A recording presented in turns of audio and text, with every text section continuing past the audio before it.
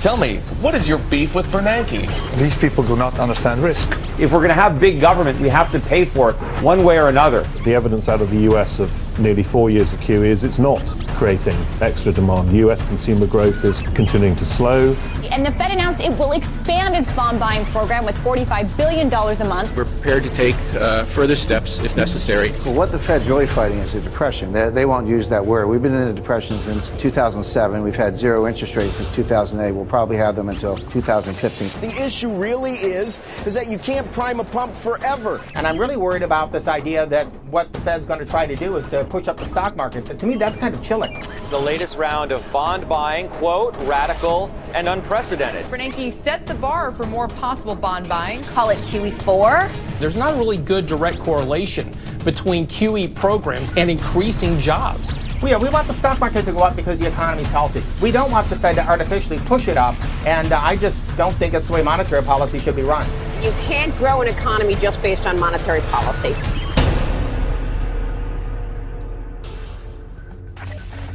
Our nation is in crisis. We face a systemic collapse of confidence in our economy and the value of our currency. The United States controls the world reserve currency, but right now we aren't being good stewards. Already, we're seeing nations around the world set up trade agreements to avoid using dollars. Some nations going as far as dumping US treasuries. Spending is out of control, and there is no one to stop it. At the risk of losing a political fight, politicians in DC are steering the entire world into a fiat currency crisis. Many are buying gold to protect themselves, but what about a return to the gold standard? It certainly makes sense to those who are looking for safety. Central banks own the majority of the world's gold. In fact, central banks are net buyers of gold. Publicly, they hate gold, but behind the scenes they are buying it to protect themselves from the very currencies they are in charge of. Gold as money is treated as an old idea, but it is fiat money that is an old idea that has been tried on every continent and has failed every time, always leading to an economic crisis and in some cases, hyperinflation. America's founding fathers knew the dangers of paper money. That's why they described in Article 1 of the US Constitution that no state shall make anything but gold and silver coin a tender of payment of debts. Prior to the Continental Congress, under the Articles of Confederation, the government had the power to print. However, the US Continental eventually experienced hyperinflation.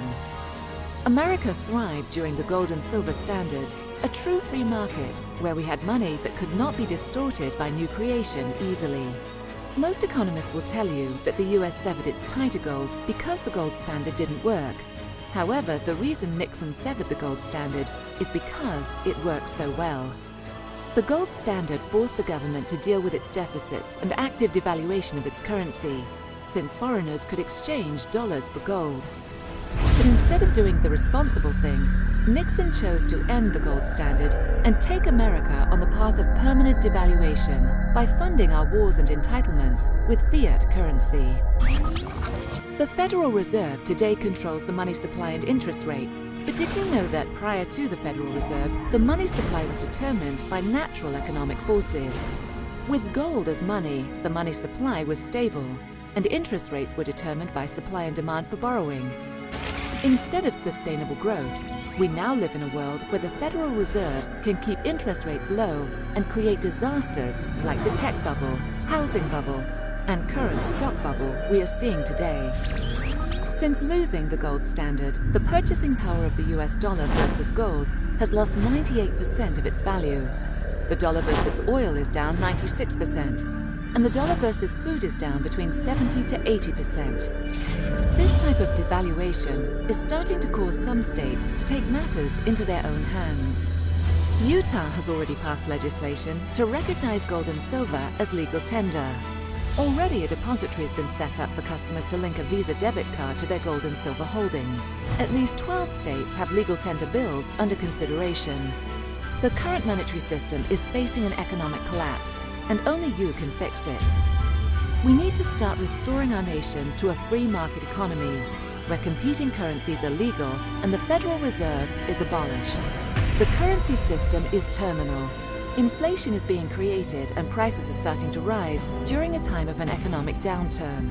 This is all leading to a collapse in our global fiat currency system.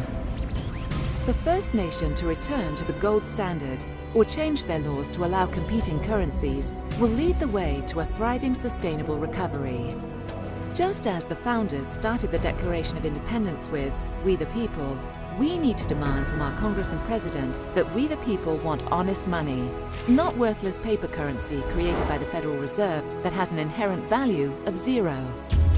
The waste, fraud, and abuse starts with an endless supply of money going into DC.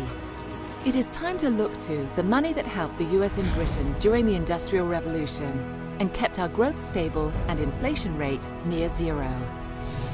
Learn more at soundmoneycampaign.com.